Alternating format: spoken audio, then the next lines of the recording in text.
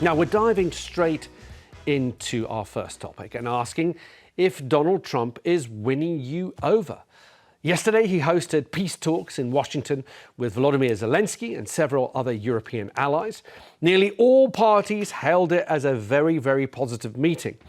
Now, one of the key takeaways was that Trump is saying that he would help guarantee Ukraine's security in any future peace deal, although he didn't actually promise boots on the ground.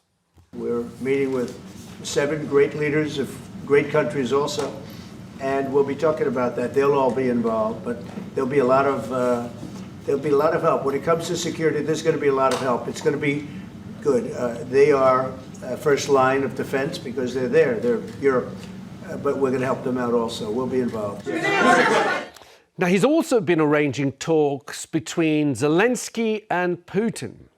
But Trump was caught on a hot mic, that's a mic that was left open, telling Emmanuel Macron, the French president, that Putin wants to make a deal for him.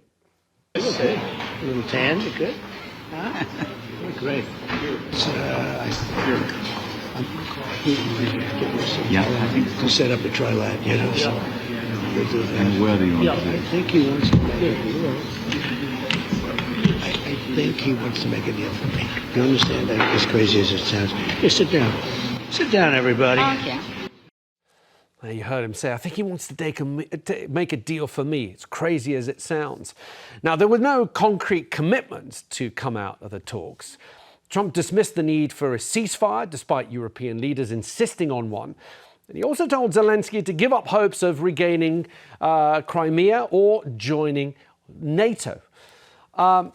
Narinder, has Trump won you over?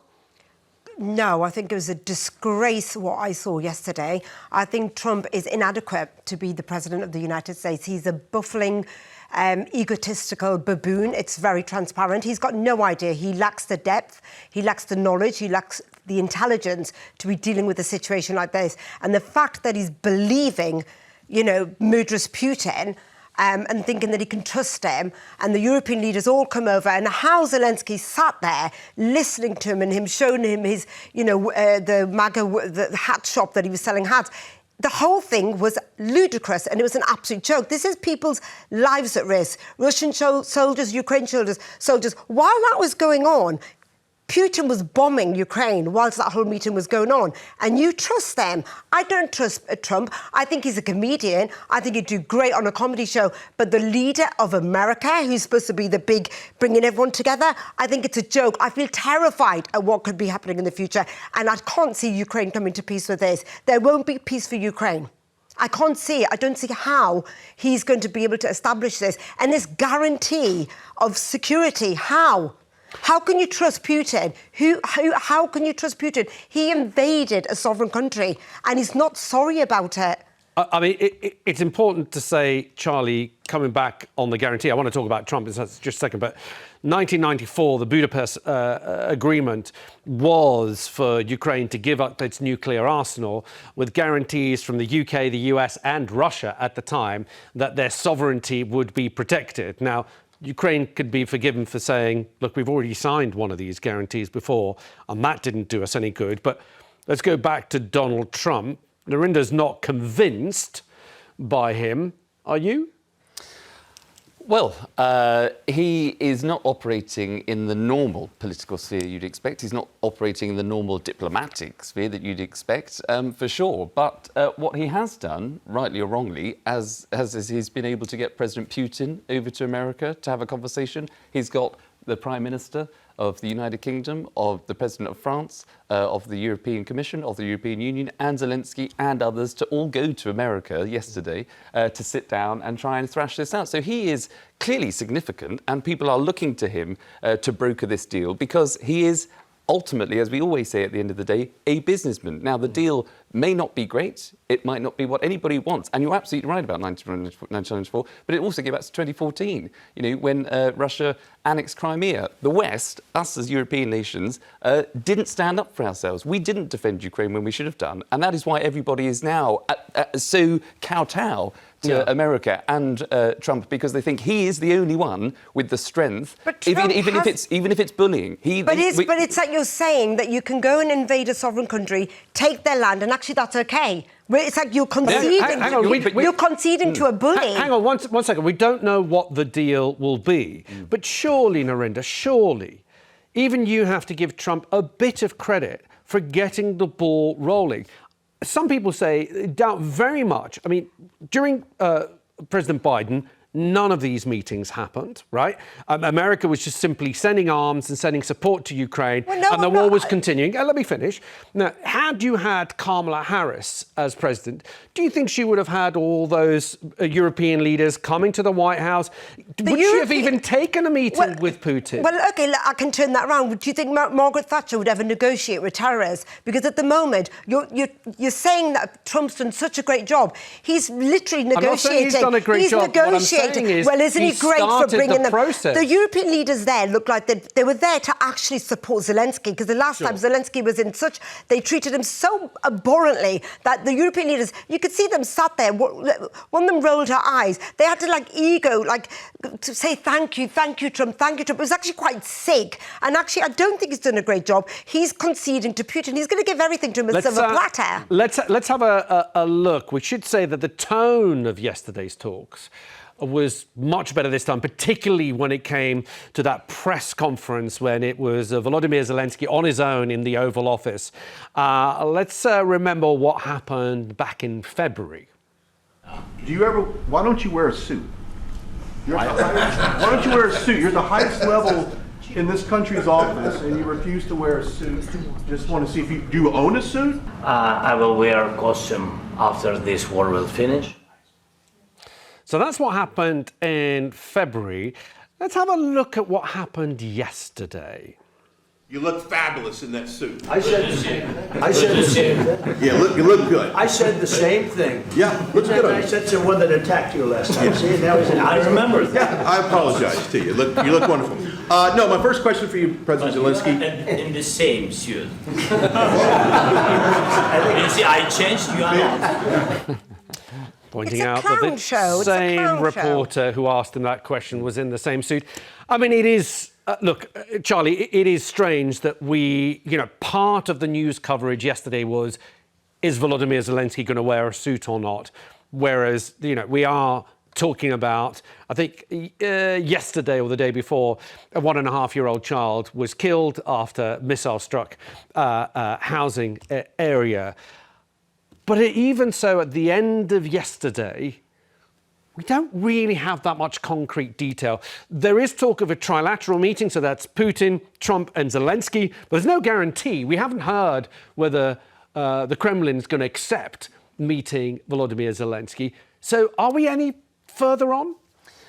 Well, I think we are, just by the fact that Zelenskyy and Putin will have a conversation and a direct meeting, something that they've both refused and not had before. Now, whether Trump can claim total credit for that, whether that's just something that's obviously come about, I think Trump has had a part to play. But you're right, it's about substance. It's not about the style of what people wear or not. That's just, but it shows you how far removed maybe America has been in the past, because this is a European war. It's not necessarily something that Americans, day-to-day Americans who pay their taxes feel, well, why are we spending billions of pounds on another foreign conflict? That's their mentality, which is why I think Donald Trump has been a bit blasé in the past. But he's realised, even for himself, don't get me wrong, I think for him, he wants to get a deal. He wants the Nobel Peace Prize.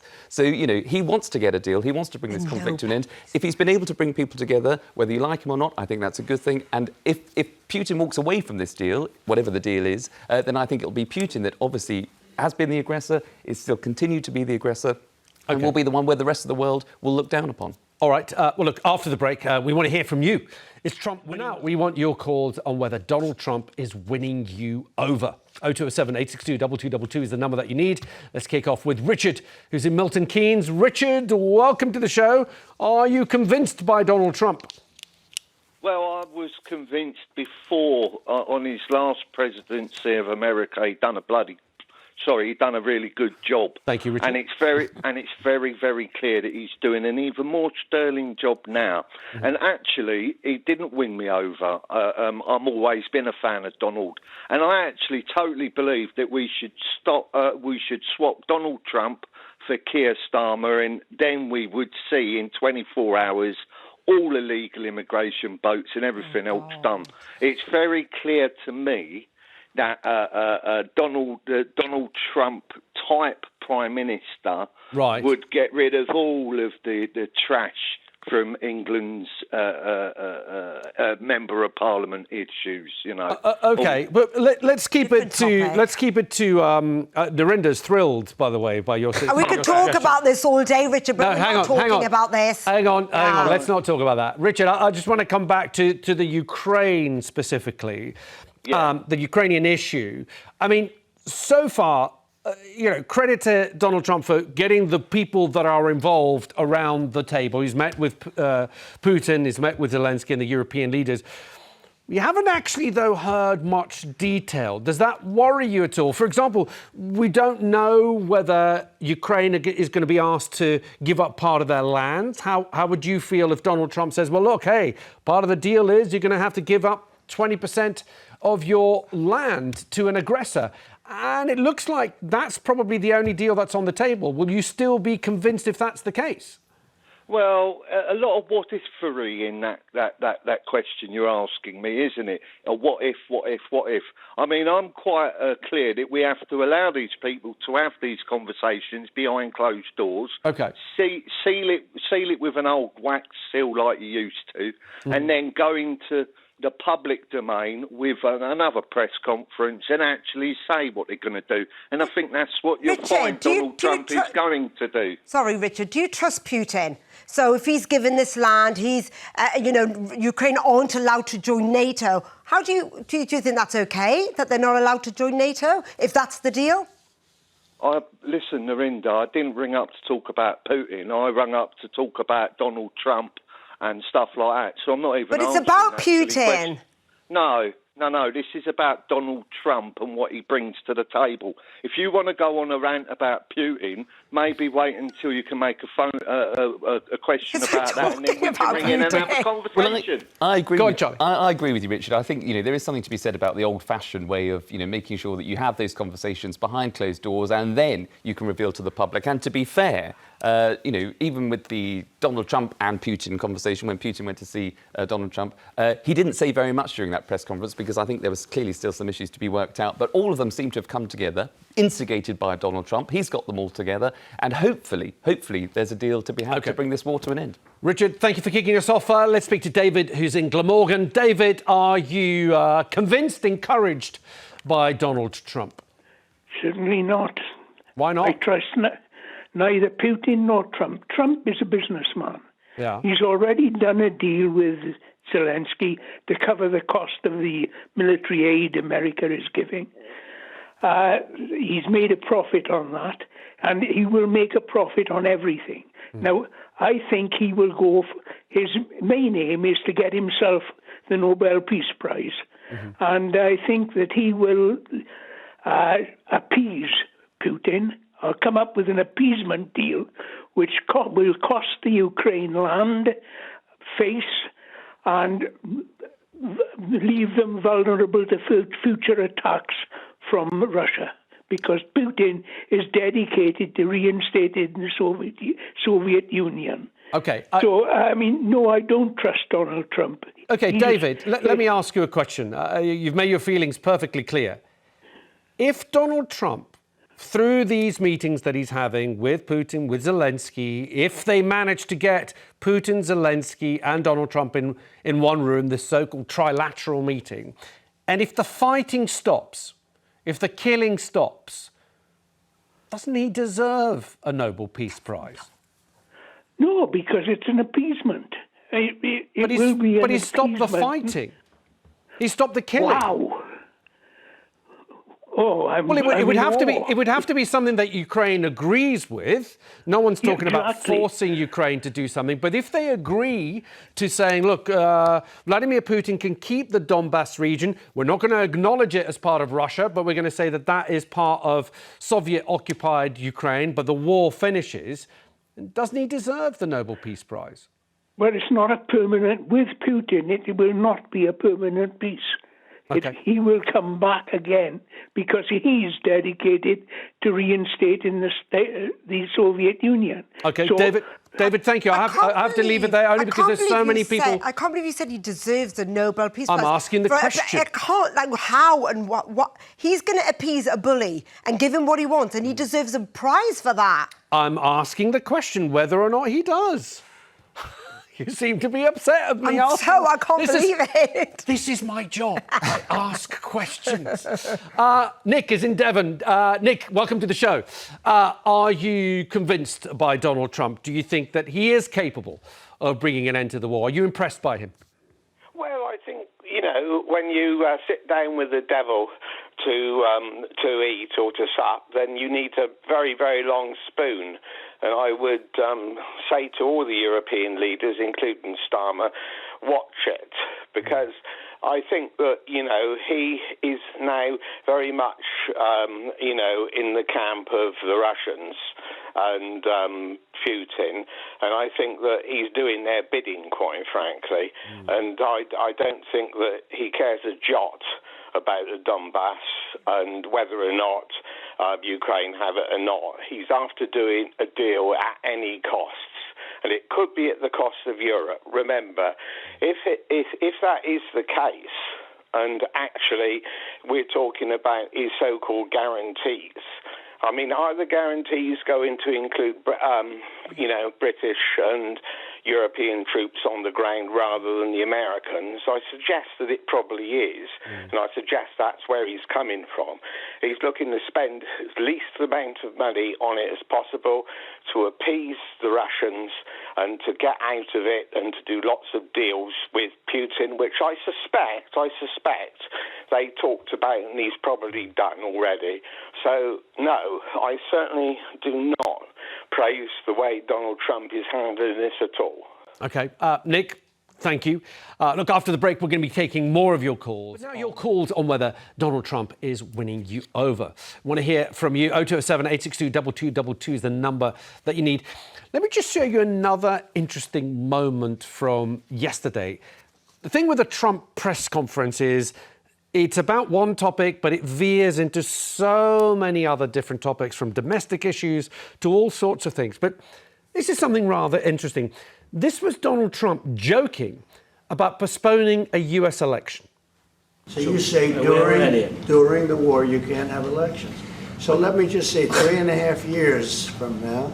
So you mean if we happen to be in a war with somebody, no more elections? Oh, that's good. I wonder what the fake You like this idea? It's as if he's sort of goading. Well, he says, I wonder what the fake news is going to make of that. And this was because a journalist had asked President Zelensky whether he would have elections, and he explained that because they're at war, they can't have elections. To which that's what Donald Trump picked up on. Charlie, sometimes, I mean, that sort of betrays he loves the controversy. He loves to have that fight with the press. Yes, he is a self-made millionaire, all about him, and can't resist making it about him during that whole, obviously, very sensitive conversation. The whole point about Ukraine not having elections during the war, it's obvious to most people, but that is part of the Russian propaganda to say that actually Ukraine has got, it has a legitimacy. Usurper. Yes, because they've been saying about President Zelensky. Yeah. Exactly, because he's not held democratic elections. So that's part of Russia's Is that the same as Israel? modus operandi. But the idea that Donald Trump, during what is a very, very tense, or should be a tense environment, to bring a whole war to an end, or try to, that's the whole point of them being there, to sort of then bring it back to him about, maybe I can't hold elections. He's so egotistical. He's a clown. I can't believe that he's taken so seriously and always so forgiving. But but that's why we have to be, every time we talk about Donald Trump, we have to view it through that prism of it is, that is how he operates. And once you understand that, you can then understand why he's invited Putin to America to try and fluff him up in a way, to try and be the deal maker, because he always sees himself as the biggest person in the room, the one that's going to make the deal, and it's all about him. Let's hear if people are being won over at home. Stephen's in Hampshire. Stephen, welcome to the show. Is he winning you over? Do you trust Donald Trump to actually find a solution to this problem? Well, at the moment, not at all, because basically you have to remember that Putin is a war criminal. He's broke 5 treaties so far, and he's probably going to break another one as well. And you've got to remember that there are 143 countries against this war.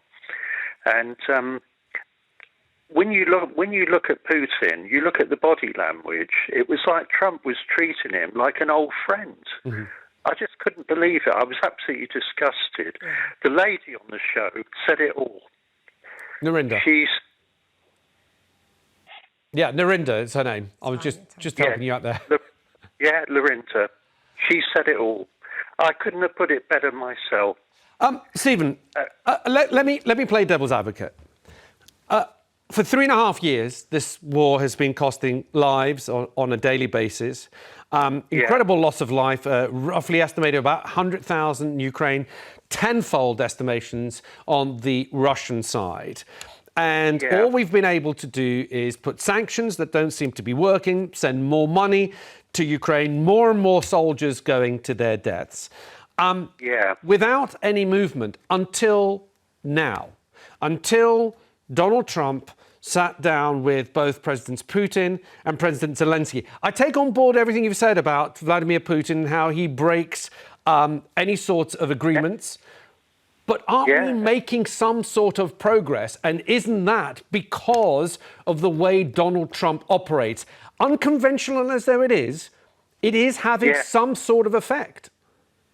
I must admit, you're right, in a way, because when you look at it, I suppose Putin is starting to think now, do we really want to carry on losing lives on both sides? The last count, actually, was there were 43,000 Ukrainians died and 873,000 Russians died. Now, who's winning the war? Yeah. You've got to ask yourself that. You do. Stephen, thank you. Gil is in London. Gil, welcome to the show. What would you like to say? Yeah, hi. Okay.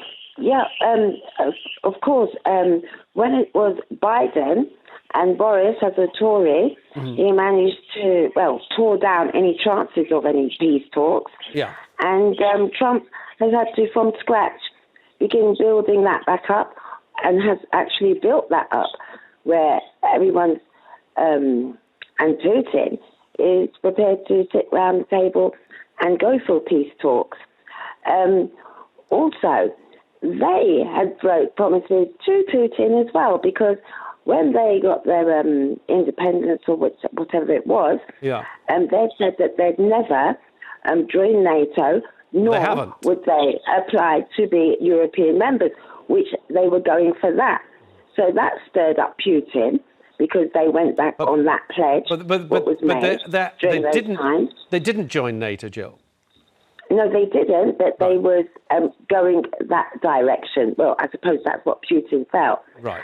Other than that, his wife also wrote a letter to Putin regarding the children in a very diplomatic way. So they're all aiming for that. I think, to me, it seems as though they're gathering all the birds together and they're going for a flock lynching. Okay.